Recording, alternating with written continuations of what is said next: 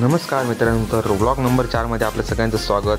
तर vlog number 4मध्ये आपण आलेलो आहोत दाबोलीच्या इथे एक आईस फॅक्टरी आहे.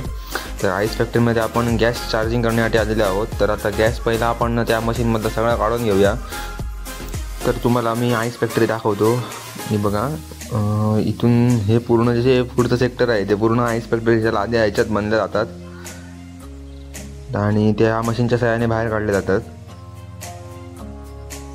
तर हा एक प्रकारचा कंडेन्सर आहे, वॉटर कूल कंडेन्सर.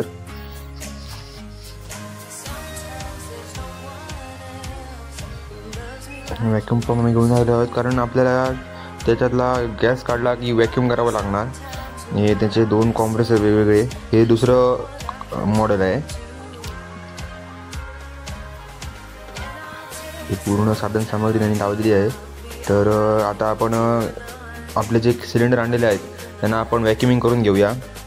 तर सिलेंडर व्हॅक्युमिंग करण्यासाठी सिलेंडरला पाण्यात ठेवून त्याला थंड करावं लागतं. त्याच्यासाठी आम्ही त्यांच्याकडनं एक लादी काढून घेतली बर्फाची आणि तो बर्फ काढला आणि एका टपात ठेवून त्याच्यात पाणी ठेवलं आणि त्या पाण्यात मग तो सिलेंडर ठेवला जेणेकरून तो सिलेंडर थंड राहील. तर बर्फाची लादी आपण काढून घेतलेली आहे. तर आता बर्फ काढूया आणि त्या टपामध्ये ठेवूया. हा बघा, अशा प्रकारे बर्फाची लादी मी फोडून घेतली. तिकडेच एक मांजर आलेलं. तर हे बघा, आम्ही ह्या टपात पाणी घेतलं, त्याच्यात बर्फ टाकला आणि व्हॅक्यूम केलेला सिलेंडर त्याच्यात आम्ही व्यवस्थितरित्या लावून घेतला. आता याला आपण कॉम्प्रेसरला एक होस पाईप कॉम्प्रेसरला जोडला आणि त्यातून गॅस सगळा बाहेर काढून घेतला.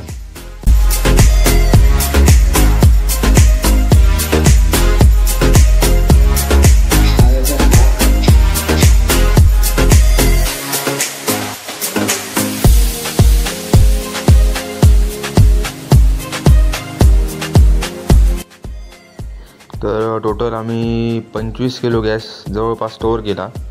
सगळा या मशिनरीतला सगळा गॅस आम्ही बाहेर काढला. तर आता याचा आपण सगळे पार्ट जे अंडे आहेत ते आपण बसवूया. तर हा पार्ट आहे ॲक्युम्युलेटरचा पार्ट आहे. ॲक्युम्युलेटर इथे लागणार आहे. तिथे आता आपण ग्राइंडिंग करून ते पाईप कापून घेणार. आणि इथे हा आहे लिक्विड रिसिवर आहे हा.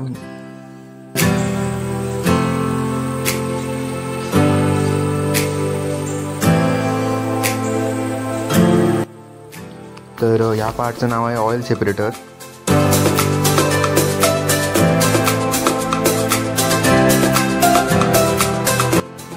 तर ॲक्युम्युलेटर जो पार्ट लावायचा आहे त्याच्यासाठी आपण आता हे पाईप कटिंग करून घेऊया. ग्राइंडरच्या सहाय्याने आपण हे पाईप कटिंग करून घेतले.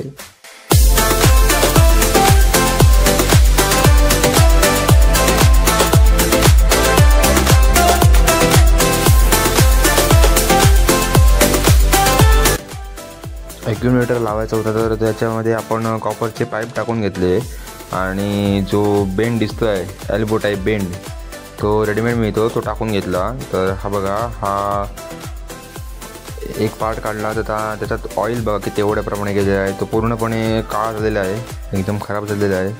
आणि कॉम्प्रेसरमधलं पण ऑइल काढलं, ते पण एकदम काळ्या प्रकारचं आलं.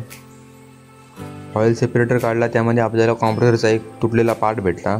कॉम्प्रेसर फॉल्टी आहे समजल्यावर कॉम्प्रेसर रिपेअरिंगला पाठवला. तर भेटू आपण नेक्स्ट ब्लॉगमध्ये. धन्यवाद. लाईक, शेअर, सबस्क्राईब नक्की करा.